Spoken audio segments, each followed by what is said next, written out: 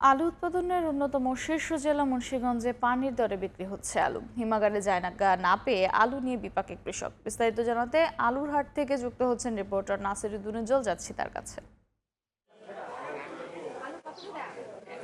মুন্সিগঞ্জের আলু যখন এখন কৃষকের গলার কাটা হয়ে দাঁড়িয়েছে।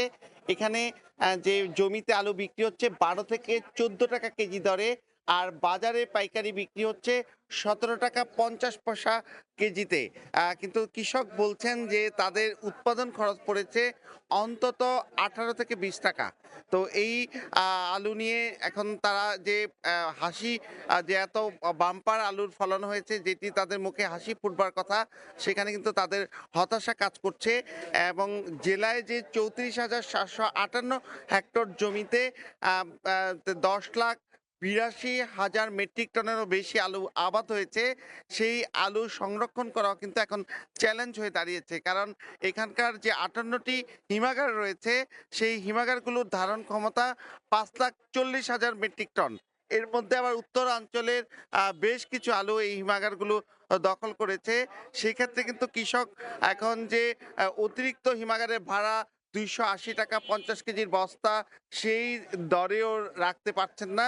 এবং এখানে যে আলুর বস্তা বস্তা আলু যে ট্রলারে করে বা ট্রাকে করে হিমাগারগুলোর সামনে ভিড় করছে, কিন্তু হিমাগারগুলোতে কিন্তু নোটিশ টাঙিয়ে দেওয়া হয়েছে যে তাদের জায়গা নেই।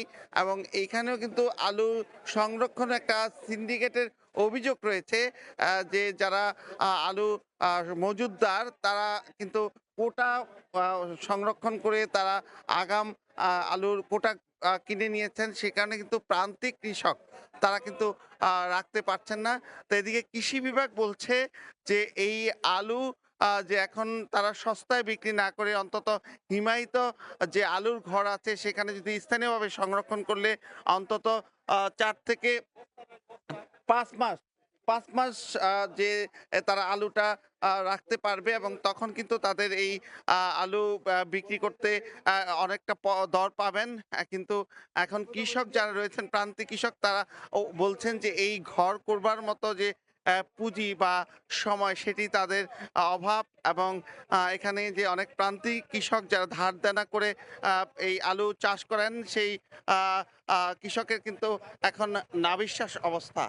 তো আলু উৎপাদনের যেই গুরুত্বপূর্ণ একটি জেলা, সেই সেই জেলাটিতে কিন্তু এখন যে আলুভিত্তিক অর্থনীতি সেটি কিন্তু একরকম চ্যালেঞ্জের মধ্যে পড়েছে।